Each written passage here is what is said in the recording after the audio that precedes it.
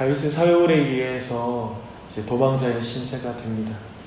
오늘 통독 본문인 21장 보면 다윗이 녹당에 가서 제사장들만이 먹을 수 있는 진설병을 먹는 장면이 나옵니다.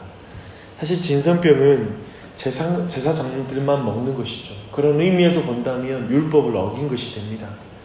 그러나 예수님께서 안식일에 밀 이삭을 훑어 먹은 제자들을 비판하는 자들에게 대답할 때 오늘 이 본문을 사용하거든요. 21장의 본문을 사용합니다. 분명 진설병은 제사장들만 먹을 수 있는 것이지만 언제나 율법의 정신은 그 자체를 지키는 것보다 사람의 생명이 중요하다는 것을 말해주었기에 다윗도 잘못 행한 것이 아니고 또 아히멜렉도 잘못 행한 것이 아니었습니다. 근데 중요한 것은 이 사건이 보여주는 것은 다윗의 현실을 진짜 잘 보여주는 거예요. 쫓겨가는 과정에서 얼마나 헐벗고 굶주렸는지를 도리어 도드라지게 하는 본문입니다. 오직 신이었으면 제사장들만 먹는 그 진설병을 그냥 요구하여 먹을 정도로, 보통 때 같으면 결코 그런 걸 요구하지도 않았을 텐데 지금 이 상황이 그만큼 힘들었다는 것을 또한 보여주고 있습니다. 죽을 만큼 굶주린 것입니다. 그렇죠?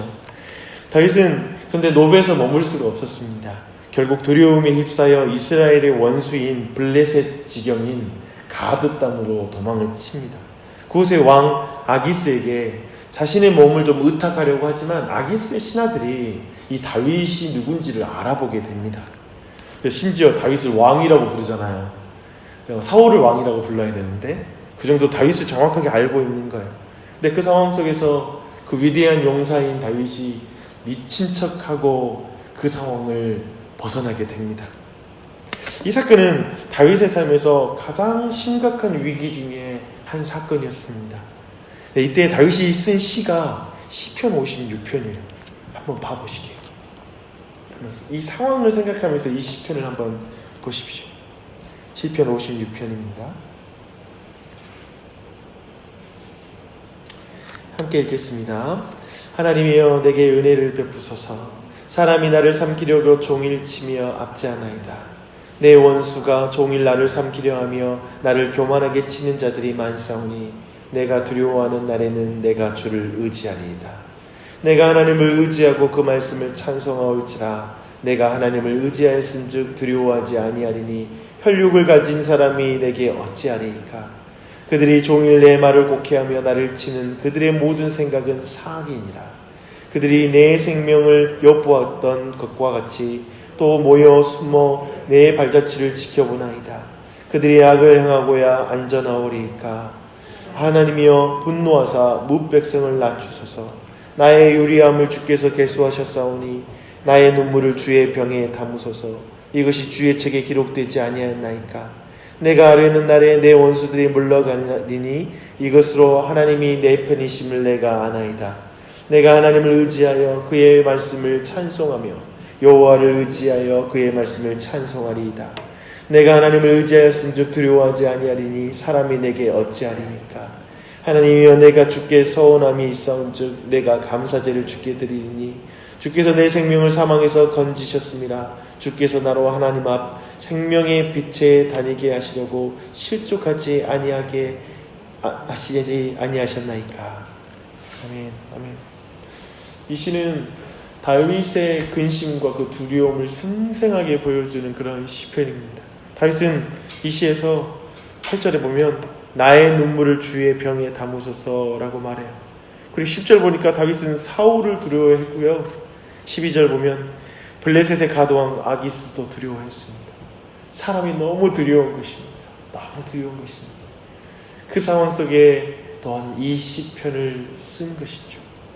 또 간신히 위기를 모면해요. 이 위기를 모면하고 다윗은 이스라엘 경내인 아둘람 굴로 또 도망칩니다.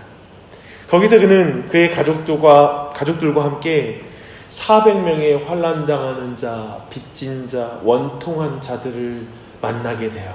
그리고 그들과 하나의 공동체를 이루게 되죠.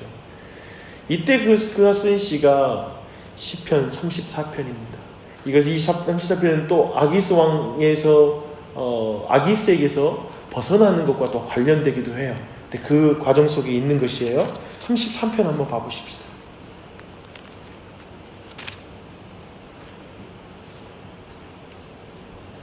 한번 보시게요. 제가 읽겠습니다.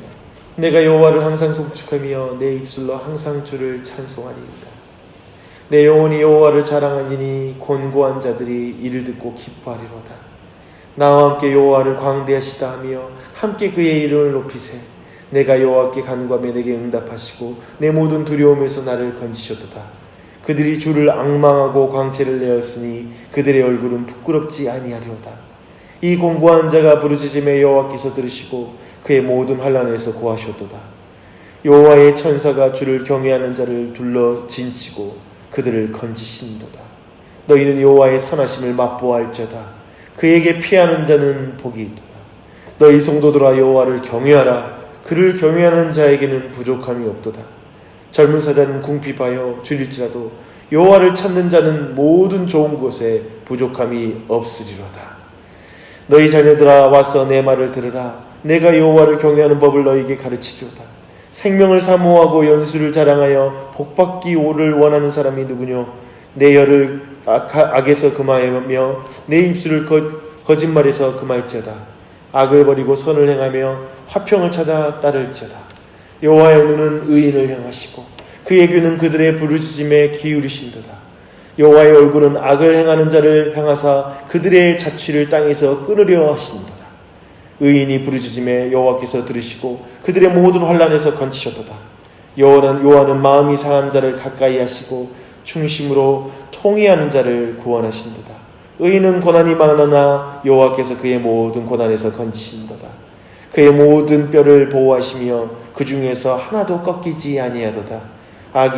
악인을 죽일 것이라. 의인을 미워하는 자는 벌을 받으리로다. 여호와께서 그의 종들의 영혼을 속량하시나니 그에게 피하는 자는 다 벌을 받지 아니하리로다. 아멘. 다윗은 다시 그의 영혼의 회복을 경험합니다. 다윗에게 모여온 세상의 주변인들이 정말 이렇게 이스라엘 땅에 많았던 것, 그리고 다윗 자신을 포함하여 많았던 것은 사울이 통치하는 그 이스라엘 땅은 온전한 하나님의 통치를 보여주지 못했다는 거예요. 그래서 억울한 자들이 있고 그리고 통일하려고 도망치는 자들이 있었던 것입니다. 결국 다윗은 이 과정 거치고 또한 자신의 증조모인 룻의 고향인 모압 땅으로 또 피신하여 살게 되다가 다시 하나님 거기 오래 머물게 안 해요. 다시 모압 땅에 있을 것이 아니라 다시 위험하지만 다시 유다로 돌아가라고 말씀하고 거기에 순종하여 나아가는 게 또 그 내용입니다. 쉼없는 쫓김 속에서 다윗의 마음은 약해지고 낙심하며 두려움에 사로잡혀 블레셋 땅으로 피할 때가 있었습니다. 하지만 다윗을 압도하였던 두려움은 오래 지속되지 않았습니다. 다윗은 아둘람 굴에서 환경의 회복이 아니라 영혼의 회복을 경험합니다. 이 모든 과정 속에 환경이 회복되지 않고 있어요. 하지만 다윗의 영혼은 회복되어 시편을 통해서 그 영혼이 어땠는지를 우리가 보게 됩니다. 환경이 회복되어야 영혼이 회복되는 게 아닙니다. 사실 근데 우리가 근심하지 않을 때를 보십시오. 대부분 환경이 회복되어야 우리의 영혼이 편안해져요. 근데 사실 신앙이 그렇지 않습니다. 우리의 영혼의 회복은 환경에 종속되는 것이 아닌 줄 믿습니다. 아멘. 가끔 영혼이 낙담될 때도 있으나 하나님은 금세 우리에게 찾아와 영혼을 회복시켜 주실 것입니다. 우리는 모든 상황 속에서 하나님의 은혜를 풍성하게 경험할 수 있는 것입니다. 우리의 인생길에서 이렇게 외부의 공격 때문에 영혼이 피폐해질 때가 있습니다. 돈 문제 때문에 영혼이 피폐해진 사람들을 보게 돼요. 관계 문제 때문에 영혼이 피폐해진 사람도 있어요. 부부 사이, 그리고 가장 친밀한 가족들, 형제들 사이에 깨져서 영혼이 피폐해질 때가 있습니다. 그러다가 세상 의지하러 세상 갔다가 도리어 굴욕만 당할 때도 있었죠. 어디 돈 끌어갈 때 참 부끄럽잖아요. 뭔가 세상을 향하여 돈은 아닐지라도 뭔가를 꾸러가는 거예요. 그러면 참된 신자들은 굴욕을 맛보게 돼요. 정말 내가 미친 거 아닌가, 미친 척하며 살아갈 때도 있었을 거예요. 우리 인생에 두려움에 벌벌 떠는 상황들, 눈물을 흘리며 그 길 걸은 적도 여러분 있었을 것입니다. 사람이 너무 두려울 때도 있었을 거예요. 세상에 사람들이 너무 두려워서 어쩌면 그 사람들을 피해 다닌 적도 있었을 것입니다. 그런데 그때 다윗이 시편을 써요. 그때 다윗이 시를 써요. 그리고 간신히 그 공포로부터 벗어나 아둘람으로 피할 때가 있죠. 그런데 사실 아둘람으로 피하는 건 더 큰 공포 속으로, 더 대적에게 가까이 들어가는 것이기도 했습니다. 근데 그곳에서 하나님이 영혼을 회복시켜줘요. 생각해보면 옛날 그 별반다를 수 없는 상황인데 하나님이 영혼을 또 회복시키시고 또 시편을 써요. 시를 써요. 환경은 안 바뀌고 영혼이 바뀌니까 시를 써요. 사람들은 다윗의 시편을 참 좋아합니다. 자신도 또 그런 멋진 시를 한번 쓰고 싶어요. 하나님 멋지게 찬양하고 싶어요. 하지만 시는 머리로만 쓰는 것이 아니라 인생이 담겨야 시가 되는 것 같습니다. 자음과 모음, 단어 하나하나에 인생의 무게가 달리니 그 시가 묵직하고 많은 사람에게 감동을 주는 것 같습니다. 이것이 우리의 딜레마인 것 같아요. 우리는 다윗의 시는 쓰고 싶은데 다윗의 환경은 좋아하지 않습니다. 근데 너무 낙심할 필요는 없더라고요. 왜냐하면 인생이 지옥 같아요. 이 세상이 어쩌면 지옥과 같은 세상인 것 같습니다. 그래서 성경은 또 믿음의 선배는 그렇게 말했잖아요. 눈물 골짜기와 같은 세상이다 라고 이렇게 이 세상을 말하고 있습니다. 그 세상 속에 저마다 뭔가에 쫓기듯 살아가죠. 뭔가가 도망자처럼 살아가는 인생일 수 있어요. 그런 세상에 자꾸 우리는 그 세상, 그 환경을 떠나는 것이 천국이라고 생각해요. 그래서 천국을 기다려요. 이 세상 떠나는 날 천국 가야지. 안 그러면 지금 이 환경에서만 벗어나면 천국이 될 것 같습니다. 아니면 어쩌면 대부분의 사람들은 인생의 부침 속에서 환경 탓, 사람 탓하다가 인생 대부분 허비하는 것 같아요. 저 사람만 아니면, 이 상황만 아니면 내가 하나님께 찬양할 텐데, 좀 내가 멋지게 신앙생활 할 텐데, 이 상황 아니면 내가 더 하나님 더 만나겠는데 라고 환경 탓을 합니다. 그러다가 찬양이 사라지죠. 이 상황만 벗어나면 찬양을 할 수 있을 것 같은데 낙담할 때가 있습니다. 두려울 때가 있습니다. 그런데 그곳에서 하나님을 만납니다. 잊지 마십시오. 하나님은 우리 영혼을 다시 회복시켜 주시는 주님이십니다. 그의 인생의 여정 속에 환경은 안 바뀌어도 아둘람 공동체를 두세요. 우리에게 좋은 믿음의 동역자들, 그리고 교회라는 공동체를 주시고 같이 그 믿음의 여정을 걸어갈 수 있게 위로하시고 회복하시는 줄 믿습니다.